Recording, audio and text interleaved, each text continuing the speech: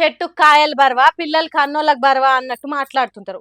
కానీ పదవి కోసం ఒక కన్న తండ్రి బిడ్డ బరువైతున్నదని సర్పంచ్ కాకుండా చేస్తున్నదని పానాలు తీసిండు ఓ కనికరం లేని తండ్రి. ఏం జరిగింది ఎట్లా జరిగిందనే ముచ్చట పోలీస్ సార్ చెప్తుంది వినుండ్రి. మనకి ఏఆర్పి క్యాంప్ దగ్గర B46/8 నిజాం సాగర్ కాలువలో ఒక 6 ఏళ్ల పాప మృతదేహం కనపడింది. అనుమానాస్పద పరిస్థితుల్లో అమ్మాయి చనిపోయి ఉండడం, దాని మీద మనకి ఇన్ఫర్మేషన్ వస్తే ఇమీడియట్ గా అంటే చిన్న ఏసీపీ గారు తర్వాత సిఐ ఎస్ఐలు సీన్ కి వెళ్ళడం జరిగింది. అనుమానాస్పద మృతిగా దాన్ని భావించి అది ఎట్లా చనిపోయింది, అది కారణం ఏంటి అనే దాంట్లో ఇన్వెస్టిగేషన్ కి ఒక 3 టీంలు అరేంజ్ చేయడం జరిగింది. 6 ఏళ్ల చిన్న పాప ఎట్లా జీవిడిచింది? కాల్జారి కాల్వల పడ్డదా లేకుంటే ఎవరైనా నెట్టేసిండ్రా అనేది పోలీసులు అంజనం వేసినట్టు భూతద్దాలు వెత్తి చూసినట్టు చూస్తే అసలు కారణం కన్న తండ్రి అని తేలిందట.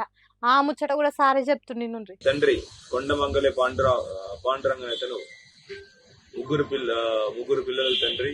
అతను ఆ గ్రామంలో కొరూరు గ్రామంలో విరాట్ అనే సెలూన్ నడుపుతా ఉండేవాడు.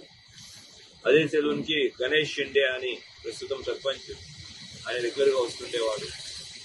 వీళ్ళ డిస్కషన్లు ఏంటి అంటే, ఒక 6 నెలల్లో మహారాష్ట్రలో గ్రామ పంచాయతీ ఎలక్షన్స్ ఉన్నాయి. కానీ ఎలక్షన్స్ లో పోటీ పడాలి అంటే 2 పిల్లలే ఉండాలి అనే ఒక నియమం ఉంది. అయ్యయ్యో, వాడు తండ్రా లేకుంటే రాక్షసుడా? బండి మీద తీసుకుపోతుంటే మా నాయన నాకు కొత్త కొత్త జాగాలు చూపెడతాండు, నిజాం సాగర్ ప్రాజెక్టులు చూపెడుతున్నాడు, అబ్బా ఎన్ని నీళ్లు ఉన్నాయో, మా నాయన అంత మంచోడే లేడని మురిసిపోయింది కావచ్చు. కానీ అదే తండ్రి కెనాల్ కాలువలను నెట్టేసి పానాలు తీస్తాడు అనుకోలేదు కావచ్చు. 3 పిల్లలుంటే మహారాష్ట్ర రాష్ట్రంలో రాబోయే ఎన్నికలలో సర్పంచ్ పదవి దక్కదని మొదటి బిడ్డ ప్రాచీని ఏరేటోళ్లకు అమ్మాలని చూసిండట తండ్రి. కొండమంగళే పాండురంగ అనే తండ్రి పూణే కార్పొరేషన్ లా బర్త్ సర్టిఫికేట్ మార్చాలని చూసిండట. వేరే ఎవరికన్నా దత్త తీయాలని కూడా చూసిండట.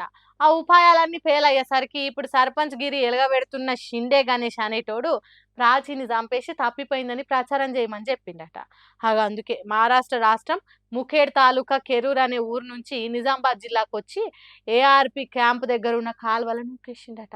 వానికి కండ్లు మండ, వాని చేతులకు జట్టలు పుట్ట, పదవి కోసం బిడ్డను చంపినోడు నేరస్తుడు అవుతాడు, జైలుకు పోతాడు. కానీ సర్పంచ్ ఎట్లయితాడు? ఇంకా చిన్న లాజిక్ కూడా తెలియనోడు సర్పంచ్ ఎట్లయితాడు?